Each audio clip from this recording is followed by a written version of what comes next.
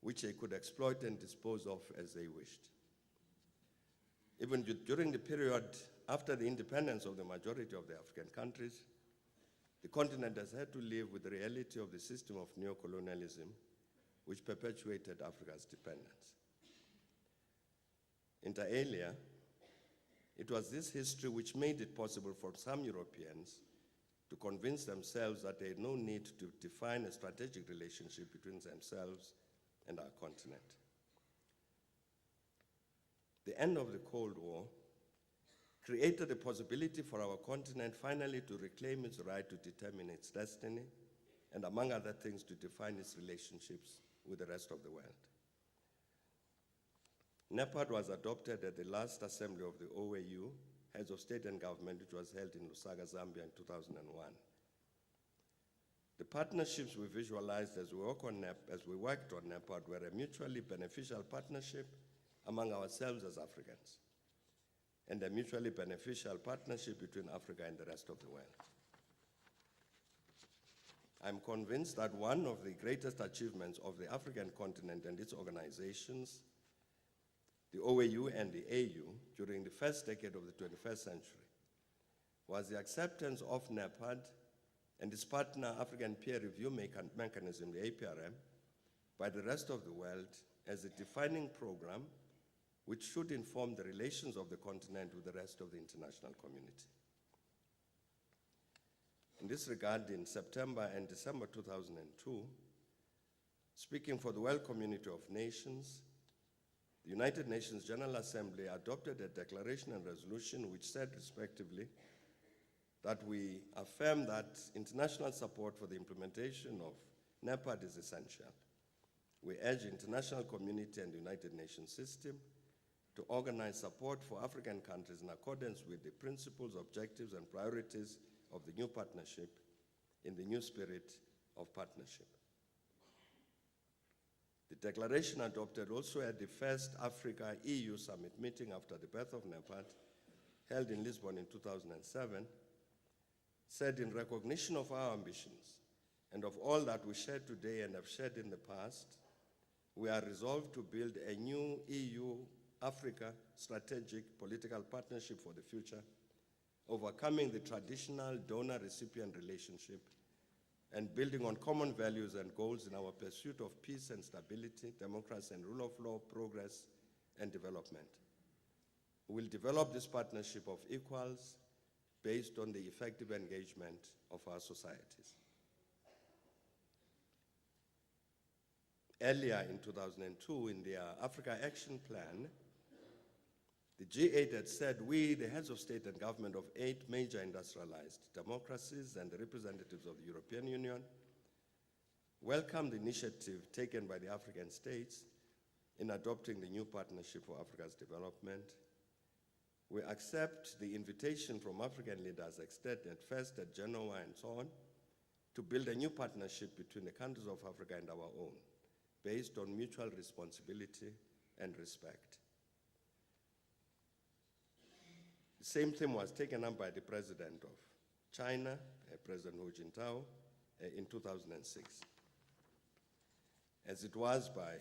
Prime Minister Yoshiro Mori of Japan when he visited us here in 2001. And Yoshiro Mori said, in this age of globalization, as the world becomes increasingly unified, it would be unthinkable to talk about the world of tomorrow without considering sub-Saharan Africa. If it can overcome the difficulties it faces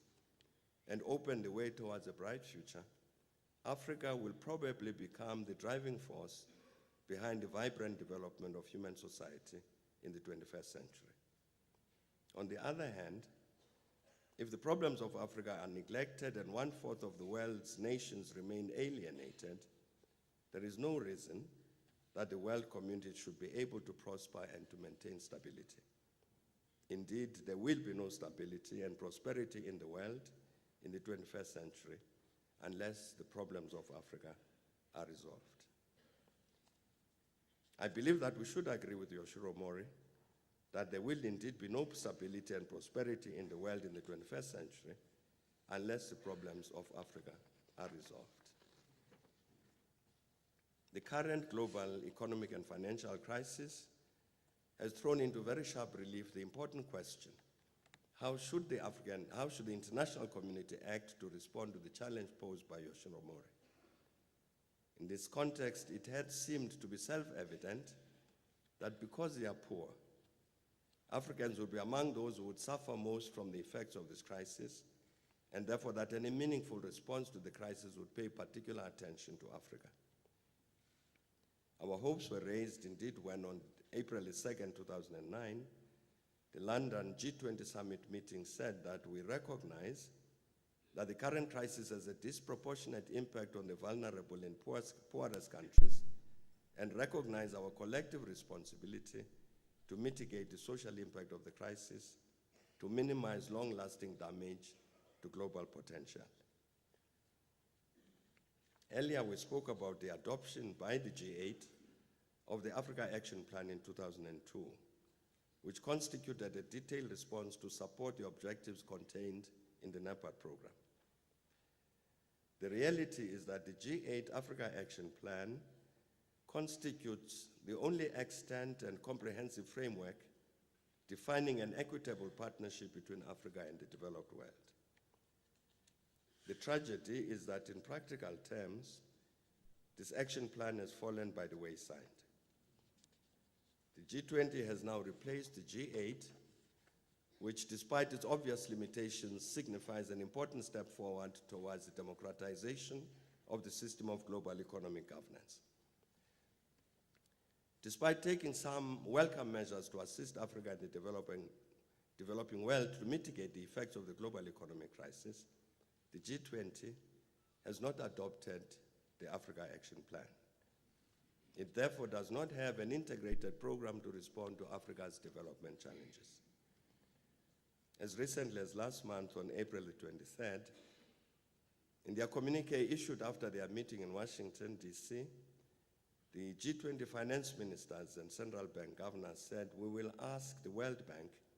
to advise us on progress in promoting development and poverty reduction as part of rebalancing of global growth." What all this means is that in its programs relating to the global economic crisis, the developed world has not treated the response to the challenges of Africa's development as one of its strategic tasks. In a March 2009 paper on Africa and the global financial crisis, the United Nations Economic Commission for Africa discussed the importance of the stimulus packages put in place by the developed countries to mediate the impact of the crisis by increasing aggregate demand. In this regard, it said, how does Africa feature in the discussions on the global increase in aggregate demand?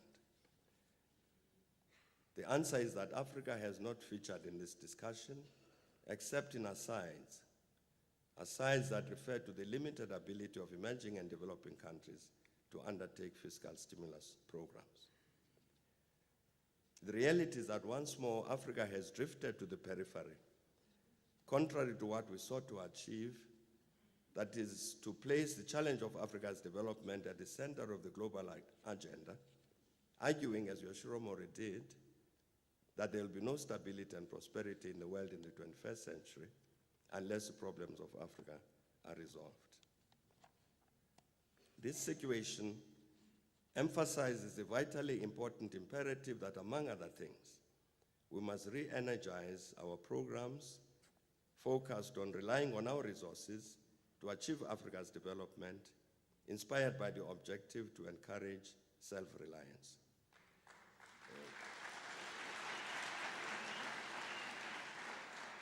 That we must promote our regional and continental integration, including by building transboundary infrastructure, and that we should build the international solidarity movement to help ensure the necessary resource transfers and access to markets which Africa needs to achieve her development. In this context, the question that remains to be answered is, what is to be done? In this regard, I'd like to propose 6 steps forward. First of all, we should recall what Haile Selassie said 47 years ago, that the task on which we have embarked the making of Africa will not wait. We must act to shape and mold the future and leave our imprint on events as they pass into history. We seek to determine whether we are going and to chart the course of our destiny. During the 47 years since the founding of the OAU, our continent has taken many collective decisions which answer the question, whither are we going, and therefore chart the course of our destiny. Accordingly, and fortunately, we are not faced with the task to elaborate the fundamental policies that will result in the renaissance of Africa. This work has been done. The work that has been done has taken into account our many painful experiences since we freed ourselves from the shackles of imperialism, of colonialism, and apartheid. This includes the lessons from our journey to achieve Africa's rebirth in a situation in which we are constrained by global political geometry defined by the Cold War and institutions dominated by Africa's erstwhile colonial masters, by violent conflicts among ourselves, including the horrendous genocide in Rwanda, constrained by domination by leaders who were nothing less than rapacious monsters, by failures to implement such far-sighted programs as the Lagos Plan of Action for the socio-economic transformation of Africa, by the prevalence among our ruling elites of a culture of self-enrichment through theft and corruption, and by the demobilization of the masses of our people, turning them away from the task to engage in continuing struggle as their own liberators. The challenge we confront is to answer the question practically: what shall we do to translate the policies and programs our continent has adopted to achieve Africa's renewal, to transform those into reality? As we celebrate Africa Day, we must therefore identify the practical steps we must take in this regard. One of these is to build and nurture the native intellectual cadre committed to the transformation of Africa as visualized by leading African patriots and thinkers for 150 years, from Tio Soga to Uhadi Waseluhlangeni and Haile Selassie, and onwards to Sheikh Anta Diop, Aikwe Arma, and Ngugi wa Thiong'o, among others. An urgent task in this regard is to rebuild and sustain our universities and other centers of learning, attract back to Africa the intelligentsia that has migrated to the developed North, build strong links with intelligentsia in the African diaspora, and give the space to these, the time and space they need to help determine the future of the Africans.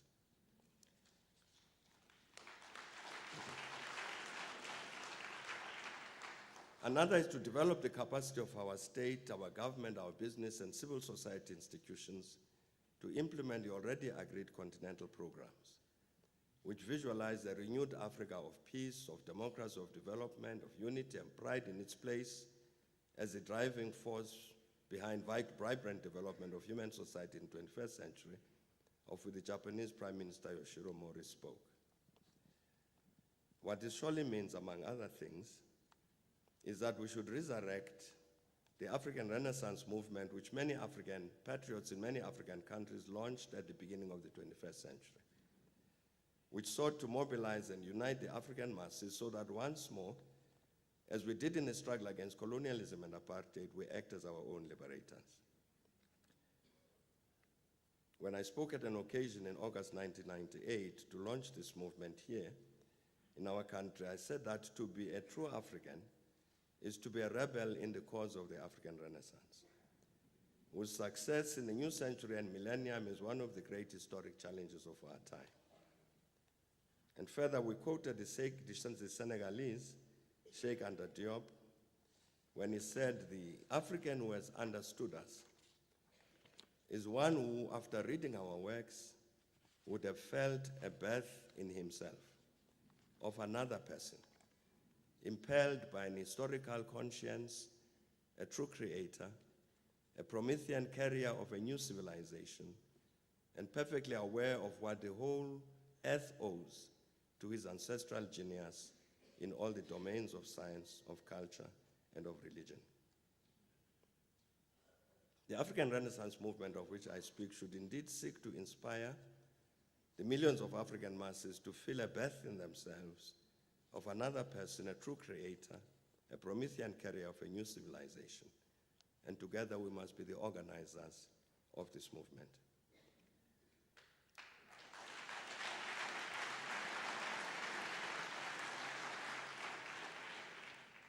Yet another practical step we must take is to increase the momentum in terms of which the development and the transformation of Africa came to take its rightful and prominent place in the global agenda, binding the rest of the world to interact with our continent according to principles, objectives, and programs Africa itself had set, which include the critically important objective of the eradication of poverty and underdevelopment. In this context, our international partners agreed to join us in creating the necessary institutional mechanisms to give practical effect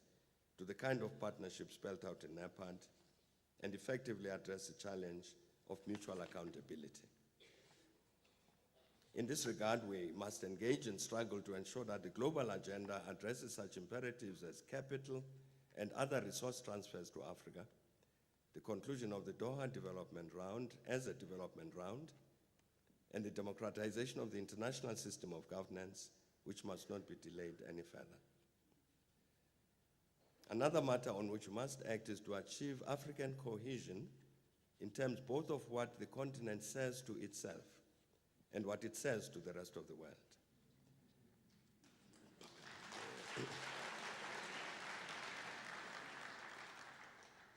The objective to achieve the unity of our continent, perhaps as a federation or confederation of states, will take time to achieve. However, this does not mean that Africa cannot speak with one voice on matters of common interest.